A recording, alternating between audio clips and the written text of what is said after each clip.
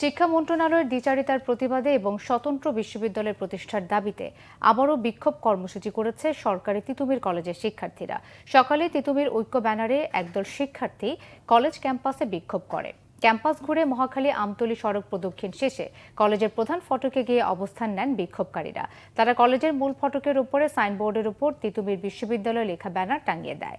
পরে সেখান থেকে মিছিল নিয়ে কলেজের বিজ্ঞান ভবনের সামনে সমবেত হয়ে ভবনটির সাইনবোর্ডের উপর তিতুমির বিশ্ববিদ্যালয় লেখা আরও একটি ব্যানার টাঙিয়ে দেয় বিক্ষোভকারীরা। এ সময় শিক্ষা মন্ত্রণালয়ের দ্বিচারিতার অভিযোগ করে শিক্ষার্থীরা বলেন, 7 কলেজকে নিয়ে মন্ত্রণালয়ের বিশ্ববিদ্যালয় সমকক্ষ তৈরির প্রস্তাব তিতুমির কলেজের শিক্ষার্থীরা মানে না।